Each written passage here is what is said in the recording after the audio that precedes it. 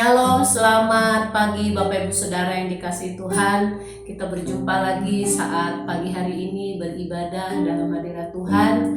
Walaupun dalam online, tapi kita semua yang hadir pada pagi hari ini untuk beribadah bersama Tuhan, kita fokuskan hati kita untuk menyembah Tuhan. Amin. Mari kita teduhkan hati kita di hadapan Tuhan. Kita mau menyembah, memuji Tuhan saat pagi hari ini. Terima kasih Tuhan Yesus, kami sungguh bersyukur atas kebaikan-Mu, atas anugerah-Mu yang melimpah dalam kami. Dan saat ini biarlah hati kami, mata kami tertuju hanya kepada-Mu, supaya kami bisa merasakan setiap kebaikan-kebaikan Tuhan. Terima kasih Yesus. Haleluya Tuhan, haleluya. Terima kasih Yesus. Mataku tertuju padamu Yesus.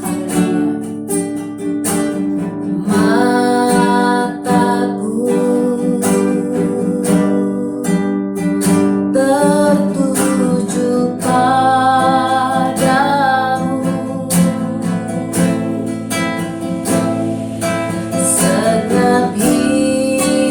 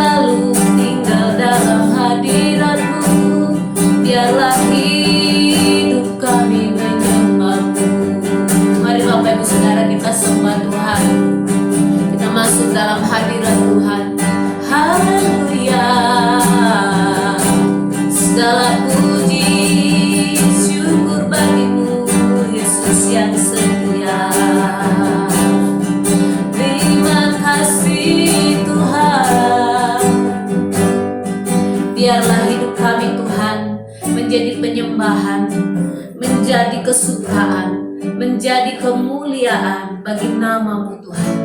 Terima kasih Bapa, sebab hidup kami adalah penyembahan, hidup kami adalah kesukaan bagi Tuhan. Amin. Hidupku adalah penyembahan. Kau ciptakan ku dalam kemuliaan-Mu.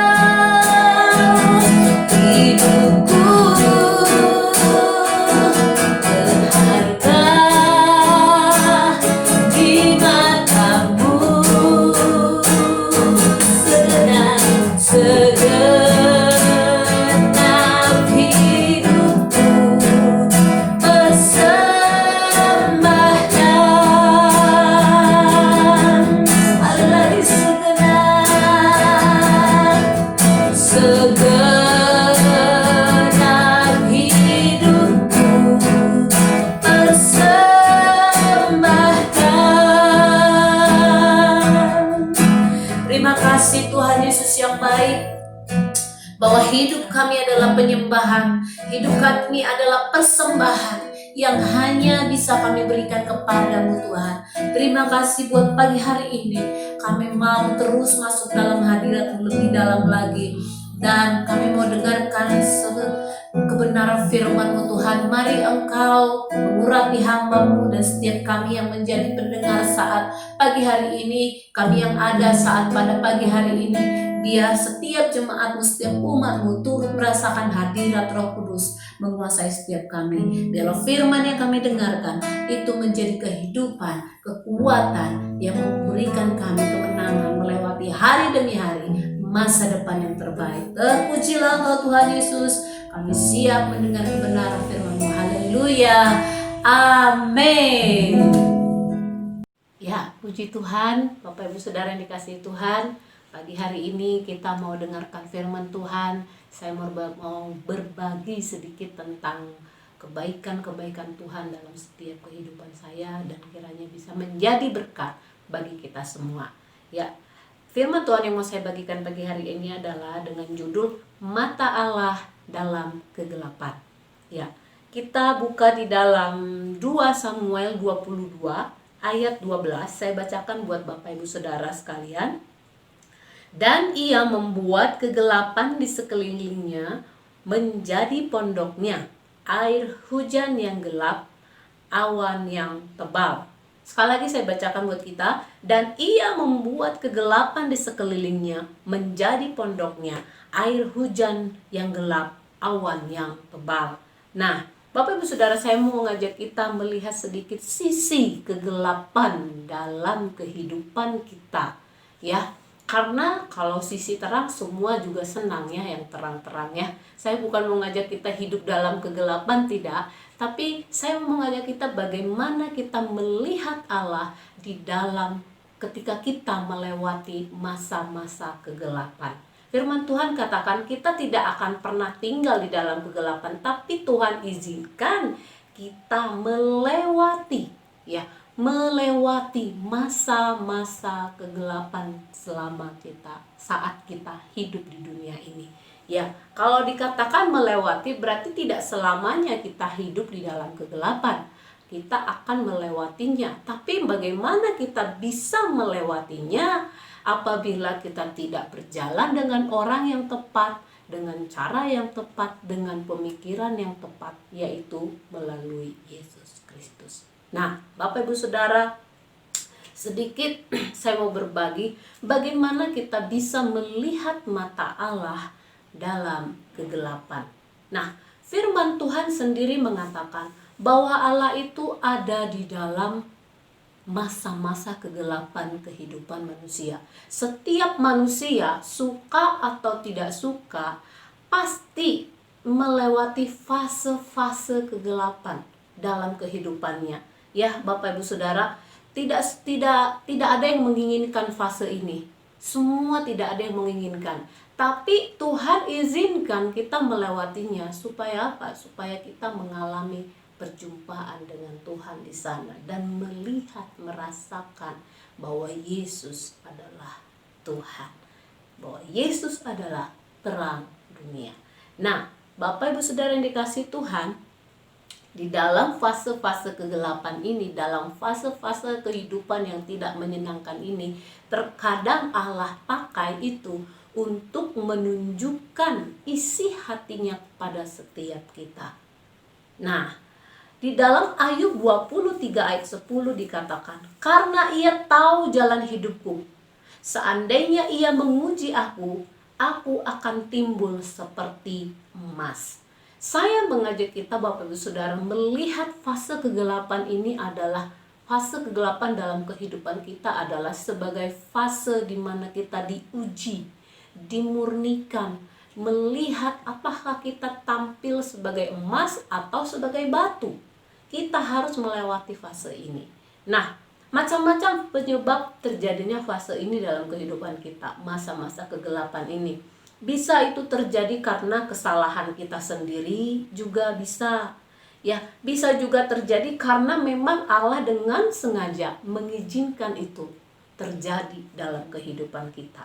Nah, biasanya Bapak Ibu Saudara, fase-fase kegelapan, fase-fase kekelaman dalam hidup kita itu bisa kita bisa lihat dalam bentuk misalnya ya, kesulitan dalam bertahan hidup secara jasmani.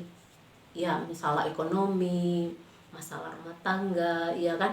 Kemudian fase kegelapan lain adalah sisi lainnya adalah kekeringan rohani sekalipun kelimpahan secara jasmani.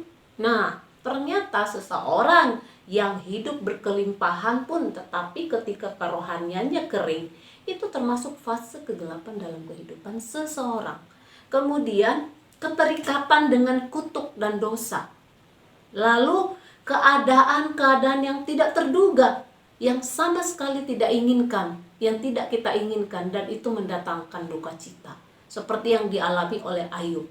Keadaan-keadaan yang tidak terduga yang menyebabkan dia mengalami duka cita, tetapi Tuhan mengizinkan itu. Itu salah satu bentuk-bentuk kekelaman dalam hidup kita. Dan saya percaya tidak ada satu manusia pun di dunia ini yang menginginkan hal ini terjadi. Tapi sekali lagi saya katakan, Allah mengizinkan ini terjadi supaya kita terlihat kemurnian iman kita. Apakah kita muncul sebagai emas atau hanya sekedar sebagai batu biasa? Nah, saya mengajak kita Bapak Ibu Saudara melihat fase kehidupan ini sebagai masa-masa pemurnian. Nah, salah satu hal yang paradoks adalah seharusnya kita itu bisa melihat sesuatu itu, melihat segala sesuatu itu di dalam terang. Ya, benar nggak? Ya, seharusnya kita bisa melihat benda-benda ketika ada terang. Tapi di dalam firman Tuhan dikatakan justru kegelapan dalam hidup kita itu Allah pakai ya untuk melihat hati Allah. Dan Allah juga pakai itu untuk melihat hati kita. Sangat paradoks. Jika kenyataan yang sedang kita lihat Ketika ada cahaya, baru kita bisa melihat segala sesuatu yang ada di depan mata kita. Tapi firman Tuhan mengatakan bahwa Allah memakai masa-masa kekelaman dalam hidup kita itu untuk memurnikan hati kita, supaya Allah melihat siapa kita sesungguhnya, dan kita juga bisa mengalami perjumpaan dengan Tuhan. How amazing Bapak Ibu Saudara ya. Ternyata supaya saya mau bagi firman Tuhan ini supaya kita tidak parno terhadap masalah-masalah hidup kita, supaya kita tidak berlari dari masalah kita, bahwa ternyata Allah memakai fase-fase kegelapan dalam hidup ini, masa kekelaman dalam hidup kita, supaya kita tidak berlari dari masalah, supaya kita tidak meninggalkan masa-masa kegelapan ini, tapi kita melihat dari sisi mata Allah, bahwa ternyata masalah, kegelapan, kekelaman yang kita alami itu justru Allah pakai untuk supaya kita bisa melihat hati Allah, dan Allah melihat kemurnian hati kita. Amazing Bapak Ibu Saudara ya. Nah Bapak Ibu Saudara, saya mengajak kita melihat satu firman Tuhan di dalam Ulangan 2 ayat 22. Ya, saya bacakan buat kita semua.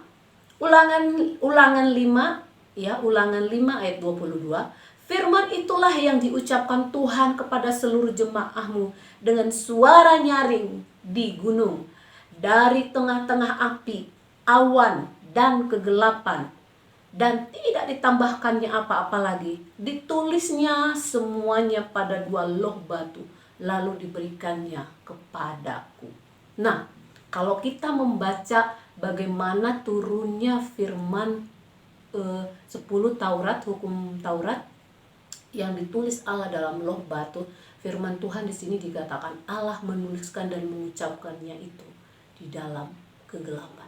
Allah mengizinkan terjadi adanya kegelapan, gunung yang menyala-nyala, gunung dari api yang menyala-nyala, kemudian terjadi seperti hal-hal yang sangat menakutkan. Dari sana keluarlah firman Allah. Amazing Bapak Ibu Saudara. Ternyata sungguh benar bahwa jika Tuhan mengizinkan masalah, kegelapan di dalam kehidupan kita, itu tandanya Tuhan sedang ingin berperkara dengan kita Bapak Ibu Saudara. Ada amin? Nah, berbahagialah. Nah, Bapak Ibu Saudara, Paulus mengatakan bahwa anak kecil itu membutuhkan makanan susu. Ya, anak kecil membutuhkan makanan susu. Tetapi orang dewasa membutuhkan makanan yang keras. Kenapa harus membutuhkan makanan yang keras? Karena itu melatih otot-otot tubuhnya, dan memang itulah kebutuhan dia. Berarti Bapak Ibu Saudara, jika kita ingin mengalami kehidupan yang lebih baik, mengalami next level secara rohani, mengalami keintiman yang lebih lagi, mengalami kedewasaan di dalam Kristus, kita membutuhkan makanan-makanan keras. Ya, yang dalam arti makanan keras ini adalah hal-hal yang mungkin sedikit susah dicerna, mungkin sedikit bikin mulut sedikit lelah dan lain-lain gitu ya. Nah, kalau bisa kita artikan dalam kehidupan ini adalah kita yang ingin mengalami pertumbuhan rohani, kita harus melewati yang namanya masa ujian. Ujian itu yang saya katakan tadi adalah masa-masa kegelapan. Itu kebutuhan kita. Jadi berbahagialah ketika Bapak, Ibu Saudara dan saya, Tuhan izinkan mengalami yang namanya masalah, mengalami yang namanya fase-fase kegelapan, mengalami yang namanya fase-fase badai, saat-saat yang tidak menyenangkan secara pribadi, secara daging. Karena apa? Itu makanan kita, itu kebutuhan kita. Paulus katakan, kita jika ingin bertambah dewasa, karena kita sudah dewasa, kita harus memakan makanan keras. Kita harus mengalami yang namanya proses pengujian, pemurnian. Karena apa? Itulah yang kita butuhkan. Jadi sebenarnya Allah sedang memberikan kebutuhan kita saat Tuhan izinkan kita melewati masa-masa itu. Artinya Ketika Tuhan izinkan kita melewatinya, Tuhan tidak pernah meninggalkan kita seorang diri. Amin Bapak Ibu Saudara. Jadi berbahagialah dimanapun kita semua berada. Kita yang saat ini mungkin mengalami berbagai macam masalah. Masalah ekonomi, masalah rumah tangga, masalah sakit penyakit, masalah keuangan, apapun itu. Bahkan juga mungkin bukan hanya sebatas ekonomi, keuangan, rumah tangga. Masalah kekeringan rohani. Ketika kita sadar, wah ini masalah. Biar itu Tuhan pakai untuk mengubah hati kita. Dan kita bisa melihat mata Allah di sana. Amin. Sehingga hidup kita mengalami next level. Amin Bapak Ibu Saudara. Nah, satu hal yang mau saya pastikan bagikan kepada Bapak Ibu Saudara adalah bahwa di dalam setiap masalah kehidupan kita, Allah tidak pernah meninggalkan kita. Itu sebabnya di dalam firman Tuhan mengatakan bahwa mata Allah menjelajah muka bumi ini untuk melihat apakah ada manusia yang mencari Allah. Mata Allah setiap saat mencari kita. Jadi ketika kita sedang mengalami masalah, kita jangan sampai salah sikap. Sikap-sikap yang sering terjadi, yang pada umumnya yang kita lakukan ketika masalah datang itu adalah salah satunya banyak kecewa kepada Tuhan. Ketika masalah datang, kita kecewa kepada Tuhan. Kok bisa begini Tuhan? Kok bisa begini? Aku sudah melayani, aku sudah ini dan itu. Dan saya mengakui saya pernah melakukan ini di hadapan Tuhan. Ya, Bapak Ibu Saudara ya. Saya pernah melakukan ini di hadapan Tuhan. Ketika masalah datang, saya komplain sama Tuhan. Apalagi waktu kemarin saya kena COVID. Posisinya sedang hamil. Kemudian saya dan putri saya kena, suami saya kena. Ya, mama saya yang sudah berumur 60 tahun lebih juga kena. Itu saya komplain sama Tuhan Bapak Ibu Saudara. Dan hampir saja kecewa. Tapi Tuhan itu baik. Dia menguatkan, memberikan penghiburan, memberikan kekuatan. Dan bukan hanya itu. Dia menyertai sampai melewati masa itu. Sehingga saya menang, kami menang melewati fase-fase kekelaman itu. Di dalam fase kekelaman itulah saya bisa menyadari, oh, tangan Tuhan menolong, kebaikan Tuhan menyertai, bagaimana Tuhan memperhatikan, bagaimana Tuhan memberikan kekuatan ketika berada di dalam kegelapan itu. Apa rasanya saya tidak pernah tahu gitu. Tapi ketika Tuhan mengizinkan saya melewati itu. Dulu yang tadinya begitu menakutkan, begitu mengerikan rasanya, tapi begitu Tuhan izinkan saya melewatinya. Tuhan menunjukkan bahwa tidak ada ketakutan yang besar, yang terbesar di bumi ini selain kuasa Tuhan. Karena kuasa Tuhan jauh lebih besar dari setiap ketakutan-ketakutan kita. Amin, Bapak Ibu Saudara. Kasih penyertaan Tuhan lebih besar dari setiap masalah. Bahkan ruang lingkup kegelapan yang terbesar sekalipun tidak ada apa-apanya dibandingkan besarnya kebaikan Tuhan yang menyertai kita. Amin. Jadi mari kita melihat sekilas bahwa ada beberapa sikap yang salah yang sering kita lakukan dalam hidup ini ketika masalah datang. Yang pertama tadi saya katakan, banyak orang sering kecewa sama Tuhan ketika dia menghadapi masalah, ketika dia menghadapi fase kegelapan. Komplain, kecewa sama Tuhan karena merasa sudah melakukan sesuatu buat Tuhan, padahal gak ada apa-apanya.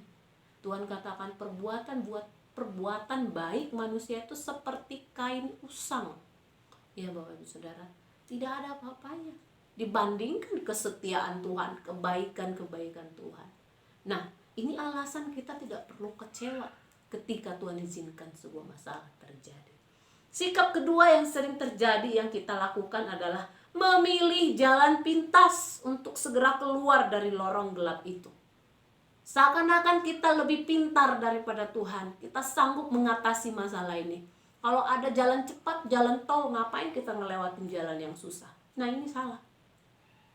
Kita sering sekali memilih jalan pintas untuk segera keluar dari lorong kegelapan.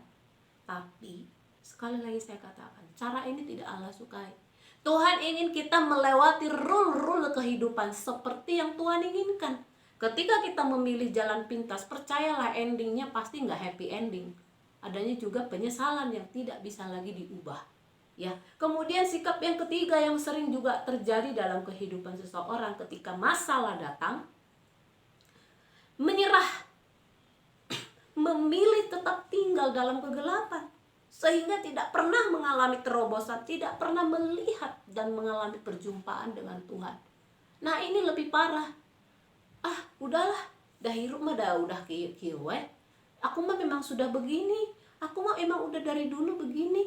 Hidup kita sama sekali tidak bisa mengalami perubahan ketika kita memilih untuk menyerah dan menyukai kegelapan itu sendiri. Nah, ini sering sekali bisa terjadi kepada orang-orang yang menyukai dan menyimpan dosa tersembunyi.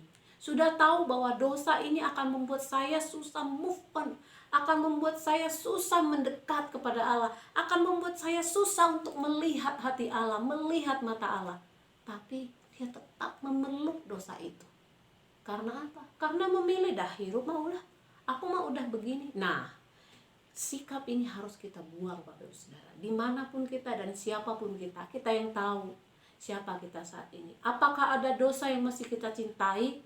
Apakah masih ada dosa yang masih kita bela?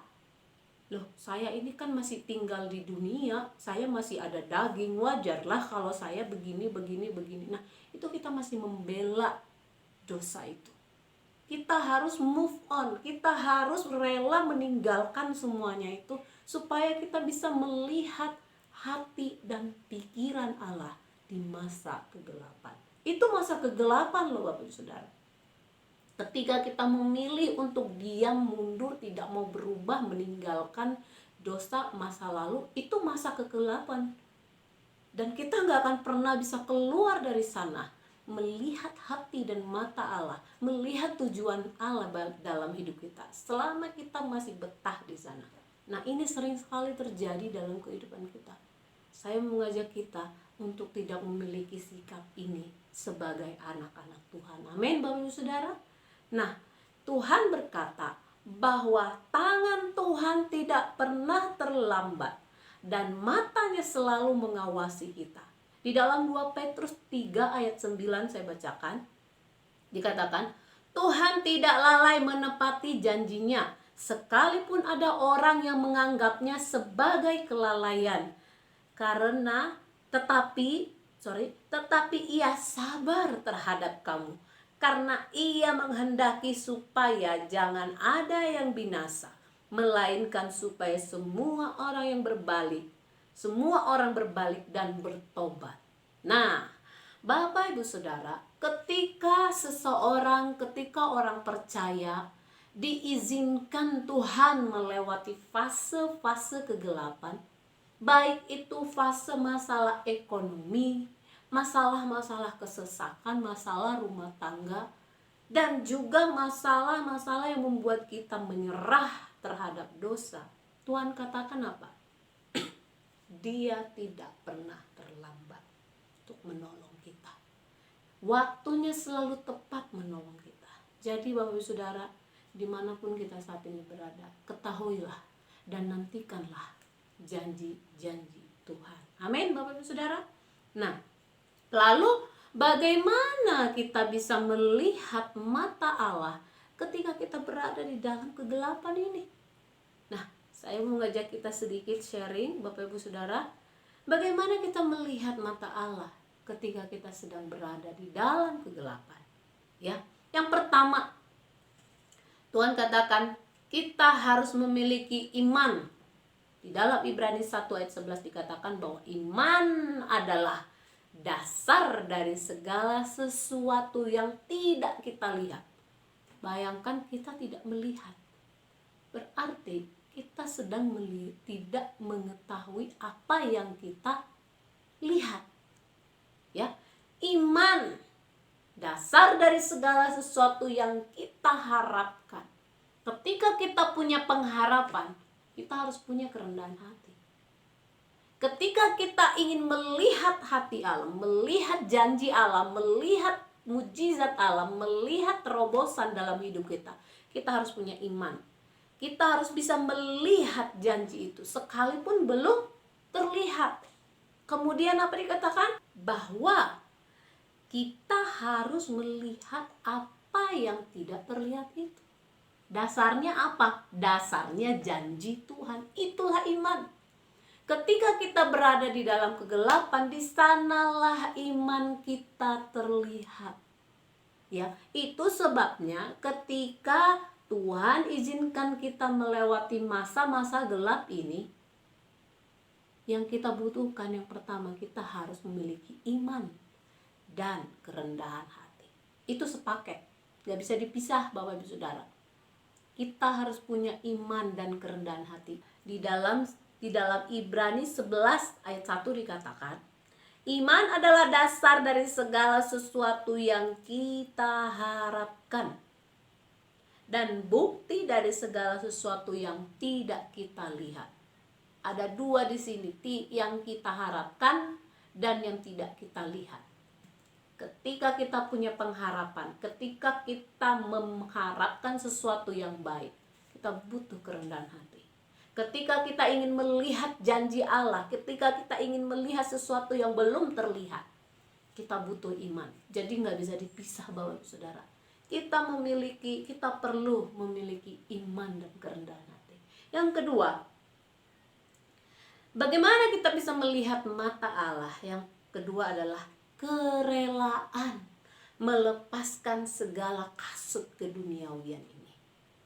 Kita harus dengan rela meninggalkan segala ambisi-ambisi kita yang berhubungan dengan duniawi. Maksudnya apa ini? Apakah kita tidak boleh jadi pengusaha? Apakah kita tidak boleh melakukan ini dan itu? Kita cukup berdoa dan baca firman saja di dalam rumah? Tidak juga seperti itu Bapak Ibu Saudara. Karena Paulus mengatakan tidak bekerja ya tidak makan. Ya, saya maksudkan di sini adalah kerelaan melepaskan segala sesuatu tentang dunia. Nah, maksud saya Bapak Ibu Saudara seperti ini.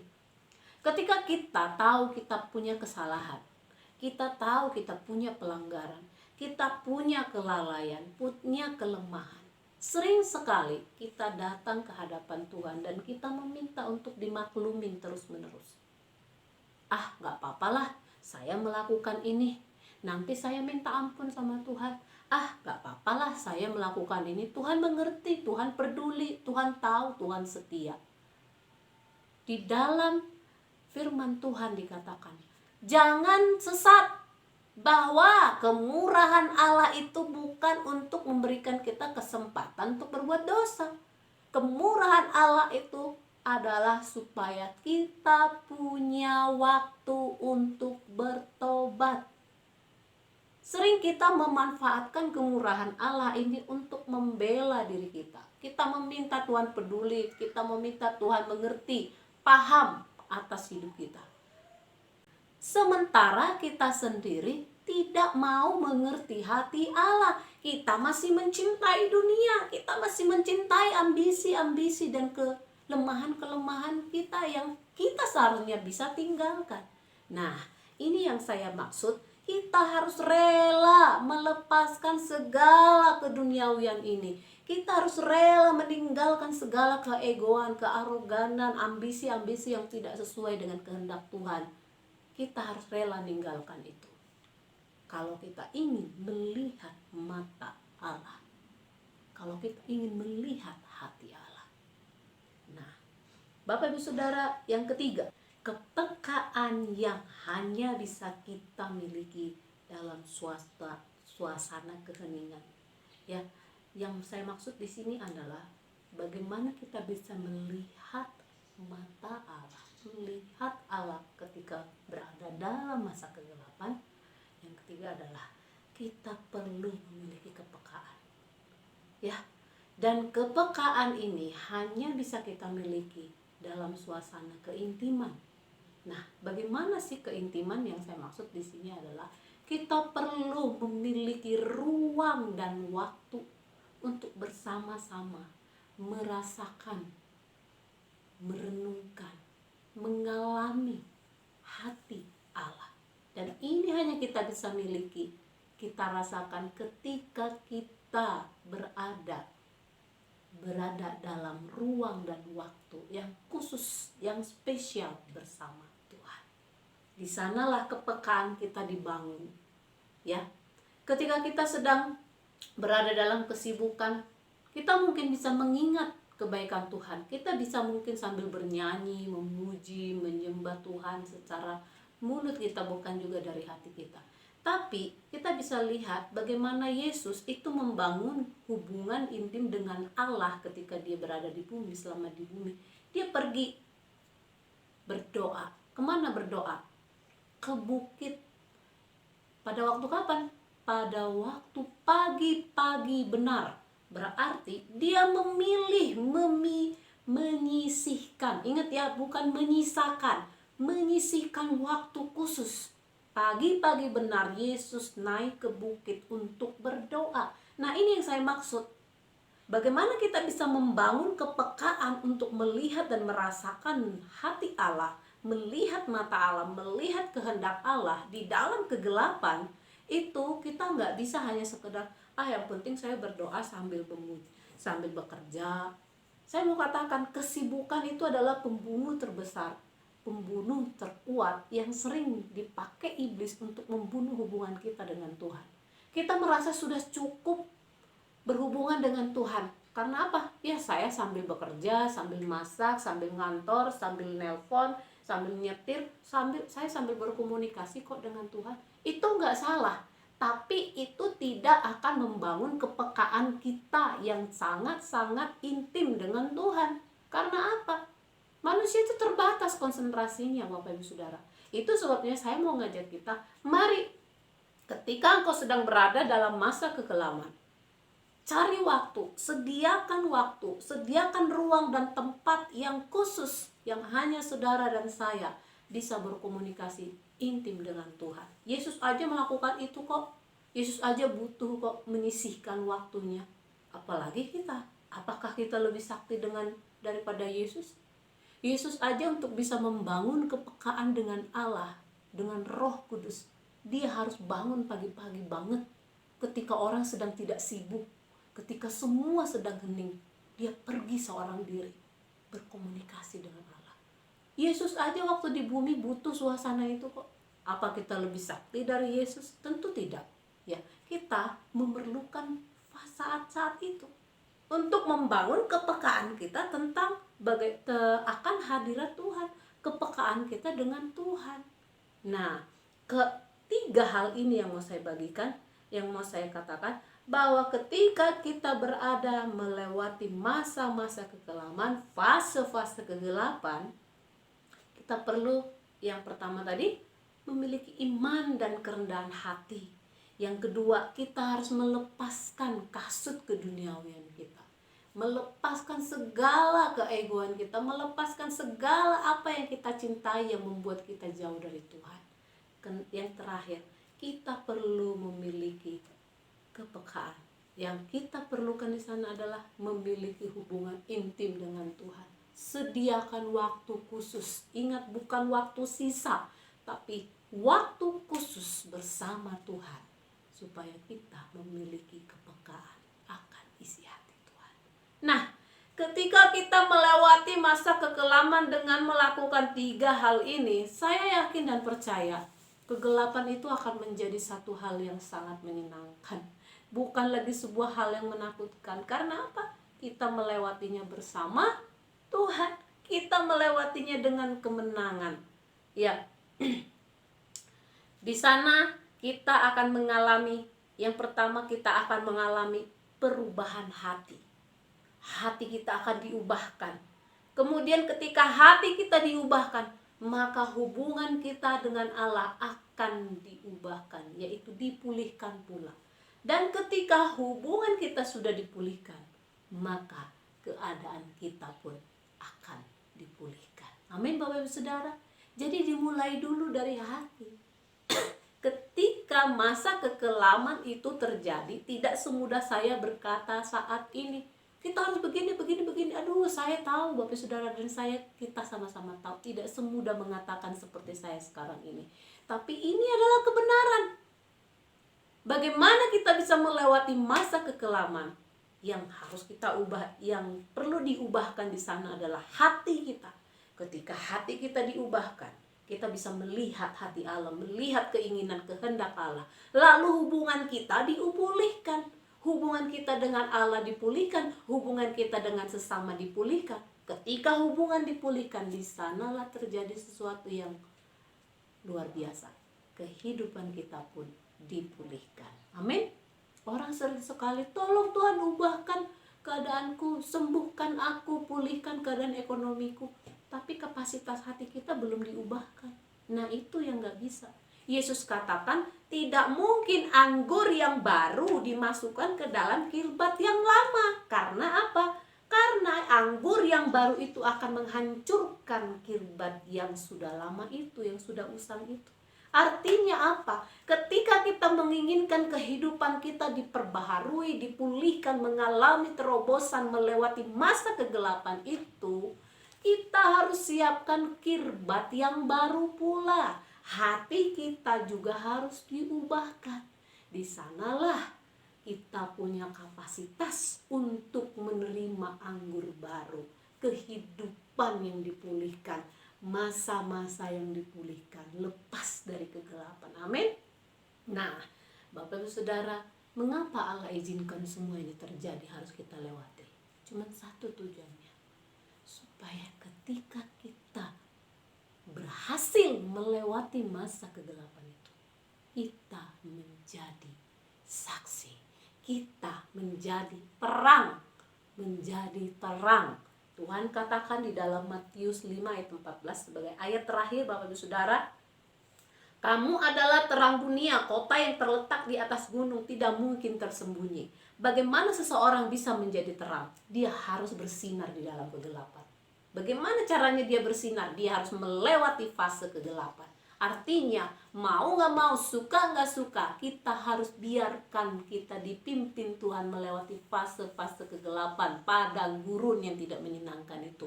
Supaya di sana Tuhan memakai kita menjadi terang. Karena kita adalah terang. Bagaimana kita bisa menjadi terang? Kita harus melihat dan bersama-sama dengan Allah. Amin, Bapak Ibu Saudara. Ini yang mau saya katakan. Bagaimana supaya kita menjadi orang yang menang melewati masa kegelapan? Kita harus menjadi terang. Dan itulah tujuan Allah. Mengapa kita melewati masa-masa kegelapan? Jadi, Bapak Ibu Saudara, mari. Siapapun kita saat ini yang sedang mengalami masalah, padang gurun, dan hal-hal apapun, kita sama-sama tahu dunia juga sedang berada di fase ini. Semua orang hidup dalam ketakutan, kecemasan, hidup dalam keterbatasan. Nafas aja nggak bisa bebas gitu ya. Semua hidup dalam keterbatasan, hidup dalam kekelaman. Tapi ketika kita berada di sana, memiliki iman dan kerendahan hati, merelakan semua kasut keduniawan ini, kita lepaskan semua, dan kita mau memiliki hubungan yang intim dengan Tuhan, menyediakan waktu khusus spesial bersama Tuhan. Kita mengalami perjumpaan Tuhan di sana, dan ketika kita mengalami perjumpaan dengan Tuhan, hidup kita diubahkan, hati kita dipulihkan, hubungan kita dengan Allah diperbaiki, lalu keadaan kita pun dipulihkan. Mungkin, dan saya yakin juga, inilah yang Tuhan inginkan supaya kita lakukan selama kita melewati masa kekelaman ini. Masa sekarang ini adalah masa-masa kekelaman, Bapak Ibu Saudara. Kita melihat sekarang belum ada solusi yang benar-benar bisa menjamin bahwa masa COVID ini akan berlalu. Ekonomi semakin hancur, ya. Kemudian penularan semakin merajalela di sana sini. Semua orang hidup dalam keterbatasan, ketakutan. Tapi firman Tuhan tadi katakan, ketika kita berada bersama dengan Allah di dalam kegelapan itu, ketakutan itu menjadi sukacita. Amin. Justru kegelapan itulah, di dalam kegelapan itulah khususnya masa-masa sekarang ini. Justru masa-masa sekarang inilah kita punya kesempatan untuk bersinar, untuk menjadi terang, untuk menjadi alat Tuhan, menyinari bumi ini, menjadi terang. Amin Bapak Ibu Saudara. Untuk itu setiap masalah kita, setiap padang gurun kita, setiap fase kekelaman dalam hidup kita saat ini, mari kita panggil Yesus, kita berseru kepada Yesus, kita melekat kepada Tuhan. Amin Bapak Ibu Saudara. Biarlah firman Tuhan yang saya bagikan saat pagi hari ini kiranya menjadi berkat, menjadi firman Tuhan yang menguatkan hati setiap kita.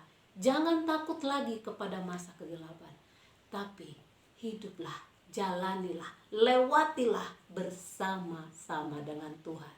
Karena di sana ada mata Allah melihat, memperhatikan, menyertai setiap kita. Amin.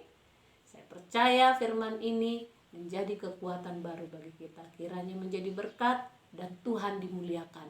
Jadilah terang di dalam kegelapan, jadilah berkat dan Tuhan dimuliakan lewat kehidupan kita. Amin Bapak Ibu Saudara. Shalom, Tuhan Yesus memberkati. Baik Bapak Ibu Saudara, kita mau berdoa untuk kebenaran firman Tuhan yang sudah kita dengarkan.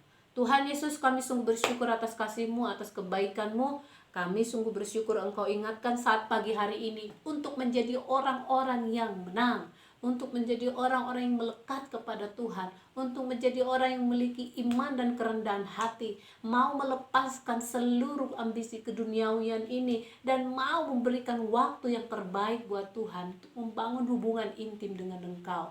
Kami bersyukur buat pagi hari ini Engkau mengingatkan kami.